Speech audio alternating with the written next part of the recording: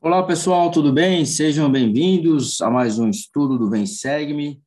Estamos entrando aqui essa semana estudando os livros de Naum, Abacuque e Sofonias. E o tema dessa semana é Os seus caminhos são eternos.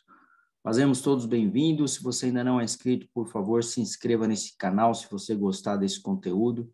Convido você a compartilhar também esse conteúdo, deixar aqui no final o seu comentário. A sua participação é muito importante aqui para que esse conteúdo seja levado para mais pessoas. E deixe o seu like também, curta aí se você gostar. Bom, estudaremos os seguintes tópicos. O Senhor é poderoso e misericordioso. Podemos confiar na vontade do Senhor e no tempo dele. O Senhor se alegrará com seu povo em Sião. Fé significa confiar na sabedoria, na compaixão e no tempo de Deus. Então, essas são as 4 lições, os 4 tópicos que nós vamos aprender com esses 3 profetas do Velho Testamento. Bom, primeiro vamos conhecer sobre Naum. Naum, no Velho Testamento, o profeta da Galileia que registrou as suas profecias entre 642 e 606 a.C. O capítulo 1 fala que a terra será queimada na segunda vinda e menciona a misericórdia e o poder do Senhor. No capítulo 2, prediz a destruição de Nínive, um evento que preconiza o que acontecerá nos últimos dias. No capítulo 3, continua a profetizar a terrível destruição de Nínive. Então, são as principais profecias a respeito do livro do profeta Naum. O próximo profeta, Abacuque, foi um profeta do Velho Testamento no reino de Judá, que falou da iniquidade do povo, possivelmente durante o reinado de Joaquim, aproximadamente 600 anos antes de Cristo. O livro de Abacuque, no capítulo 1, é uma conversa do Senhor com seu profeta, semelhante às que se encontram em Jeremias 12 e Doutrina e Convênios 121. Abacuque estava perturbado quando parecia-lhe que os ímpios prosperavam. No capítulo 2, o Senhor aconselhou Abacuque a ser paciente. Os justos devem aprender a viver pela fé. No capítulo 3, registra a oração de Abacuque, na qual ele reconhece a justiça de Deus. Próximo profeta, Sofonias, é o profeta do Velho Testamento que viveu durante o reinado de Josias, 639 a 608 a.C. No livro de Sofias, no capítulo 1, fala de um dia futuro que será cheio de indignação e angústia. O capítulo 2 admoesta o povo de Israel a buscar a justiça e a mansidão. O capítulo 3 fala da segunda vinda, quando todas as nações estarão reunidas para a batalha. O Senhor, no entanto, reinará por meio delas. Então, são esses 3 livros que nós resumimos aqui, peguei as principais escrituras para a gente poder aprender. Primeiro tópico, o Senhor é poderoso e misericordioso. Então, Naum, ele profetizou os julgamentos do Senhor contra Nínive, a capital da Assíria, e que a Síria oprimiu os israelitas por muitos anos. No versículo 2 a 4 do capítulo 1 diz assim: o Senhor é Deus zeloso e que toma vingança. O Senhor toma vingança e tem furor. O Senhor toma vingança contra os seus adversários e guarda a ira contra os seus inimigos. O Senhor é tardio em irar-se, porém grande em força, e ao culpado não tem por inocente. O Senhor, cujo caminho é na tormenta e na tempestade, e as nuvens são o pó dos seus pés. Ele repreende o mar e o faz secar, e esgota todos os rios. Desfalecem Baçã e Carmelo, e a flor do Líbano murcha. Então você vê que o Senhor, ele é justo em todas as coisas. Apesar de ele ser um Deus bom e misericordioso, ele também é justo. Então ele se ira, né, com aqueles que não guarda os seus mandamentos, aqueles que são realmente os seus adversários, né? Ele guarda essa ira aí contra os seus inimigos.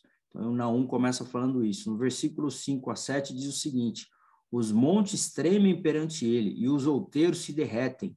e a terra se agita na sua presença, e o mundo e todos os que nele habitam. Quem parará diante do seu furor? E quem persistirá diante do ardor da sua ira? A sua cólera se derramou como um fogo, e as rochas foram por ele derrubadas. O Senhor é bom, ele serve de fortaleza no dia da angústia, e conhece os que confiam nele. Bom, essas escrituras aqui, elas são bem fortes, que é muito melhor nós sermos amigos do Senhor do que inimigos dele. Podemos confiar na vontade do Senhor e no tempo dele. Então, esse é o próximo tópico. Em Abacuque, a gente aprende sobre as preocupações que o profeta estava vivendo. No versículo 1 diz o seguinte, e no 2, o peso que viu o profeta Abacuque. Até quando, Senhor, clamarei eu, e tu não me escutarás? Até quando gritarei a ti violência e não salvarás? Então, Abacuque aqui estava preocupado em não ter as suas orações respondidas aqui diante das suas preocupações, diante de todas as coisas que estavam acontecendo naquele período. E ele continua, por que razão me fazes ver a iniquidade e contemplas a opressão? Por que a destruição e a violência estão diante de mim, havendo também que suscite a contenda e o litígio? Então, ele estava testemunhando ali muitas coisas ruins naquele momento. Por essa causa, a lei se afrouxa e a sentença nunca sai, porque o ímpio cerca o justo e sai a sentença distorcida. A gente vê também no versículo 37 a 38 do Novo Testamento, no livro de Marcos, no capítulo 4, as preocupações que estavam acontecendo nessa imagem aqui do lado direito daqueles que estavam no barco, quando a Escritura diz assim, e levantou-se uma grande tempestade de vento, e subiam as ondas por cima do barco, de maneira que já se enchia. E ele estava na popa dormindo sobre uma almofada, e despertaram-no e disseram-lhe, mestre, não te importa que pereçamos? Então, as mesmas preocupações aqui que o profeta estava tendo no Velho Testamento, né, o profeta Abacuque, aqui a gente via aqueles discípulos, aqueles homens que estavam no barco junto com Jesus Cristo, também preocupado com grande tempestade que estava ali assolando o barco naquele momento. E que a gente aprende que as preocupações, elas acontecem, mesmo quando Jesus Cristo está no barco, né? As tempestades, elas acontecem na nossa vida, mesmo quando nós temos Jesus Cristo ao nosso lado. Então, as preocupações do profeta Abacuque e desses homens que estavam aqui no barco, possivelmente você não está vivendo na época do Velho Testamento, provavelmente você não está vivendo dentro de um barco nesse momento, passando por uma tempestade, né, de uma tempestade em alto mar. Talvez as suas preocupações sejam outras preocupações. As tempestades da sua vida talvez seja uma doença, seja um filho perdido, talvez seja uma dificuldade financeira, talvez você não esteja cumprindo algum mandamento, está tendo algum tipo de desafio em relação aos convênios, à palavra de sabedoria, ao álcool, às drogas ou algum vício. Então, eu não sei qual é a preocupação, a tempestade que assola a sua vida hoje, mas elas sempre aconteceram. E aí, continuando, Abacuque, ele recebe os conselhos do Senhor que serve para as nossas vidas também. Diz assim, sobre a minha guarda estarei e sobre a fortaleza me apresentarei e vigiarei, para ver o que ele me dirá e o que eu responderei quando eu for arguido. Então o Senhor me respondeu e disse, escreve a visão e grava-a claramente em tábuas, para que nelas leia o que correndo passa. Porque a visão é ainda para o tempo determinado, pois no fim falará e não mentirá se tardar. Espera-o, porque certamente virá, não tardará. Eis que sua alma se ensoberbece, não é reta nele, mas o justo pela fé, pela sua fé, viverá. Então aqui o Senhor dá os conselhos aqui diante das preocupações que Abacuque estava passando. E assim a gente aprende também sobre o que aconteceu com aqueles homens que estavam no barco, naquela tempestade junto com Jesus Cristo, no capítulo 39 e 40, diz assim, e ele, despertando, repreendeu o vento e disse ao mar, cala-te, aquieta-te. E o vento se aquietou e houve grande bonança. E disse-lhes, por que sois tão tímidos? Por que não tendes fé? Então, olha só, né? Eles estavam no mesmo barco que Jesus Cristo, preocupado, com falta de fé, onde eles aprenderam aqui que o Jesus Cristo, ele levanta, aquieta o mar, aquietou o vento, né? E perguntou por que eles estavam tímidos e por que não tinha tanta fé assim.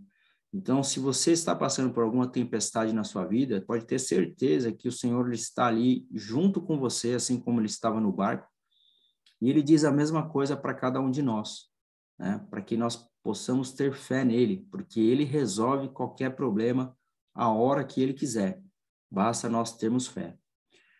Continuando Abacuque, de 17 a 19, no capítulo 3, diz assim: porque ainda que a figueira não floresça, nem haja fruto na vide, o produto da oliveira decepcione e os campos não produzam mantimentos, as ovelhas da malhada sejam arrebatadas e nos currais não haja vacas. Então, pode ser que muitas vezes você não está tendo resultado com aquilo que você está querendo na sua vida. Pode ser que essas coisas não estão acontecendo, os frutos não estão dando, né? Todo investimento que você está fazendo não está dando certo, seja ele qual for.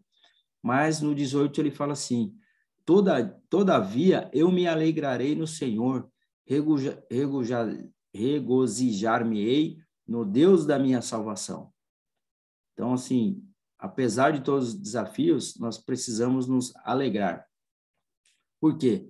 No 19 ele diz: o Senhor Deus é minha força e fará os meus pés como os das servas e me fará andar sobre as minhas alturas, para o cantor mor sobre os meus instrumentos de música. Então o Senhor vai nos abençoar. E o próximo tópico diz: o Senhor se alegrará com o seu povo em Sião. Ele diz assim: regozija-te e exulta de todo o coração. Por quê? Porque vamos aprender em Sofonias, no capítulo 3, de 14 a 16, a Escritura diz assim: canta alegremente, ó filha de Sião, jubila, ó Israel, regozija-te e exulta de todo o coração, ó filha de Jerusalém. O Senhor afastou os teus juízos, exterminou o teu inimigo. O Senhor, o Rei de Israel, está em teu meio.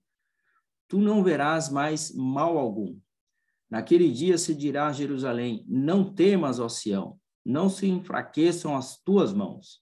Então, olha só as promessas que nós temos aqui de não temer, de podemos comemorar, porque nós sabemos que as bênçãos virá, por maior que seja o seu desafio, a sua preocupação, a sua bênção vai vir.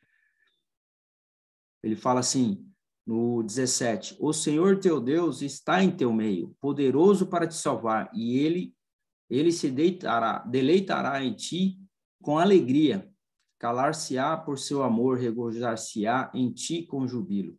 Os entristecidos por causa da assembléia solene congregarei, para quem afronta foi um peso.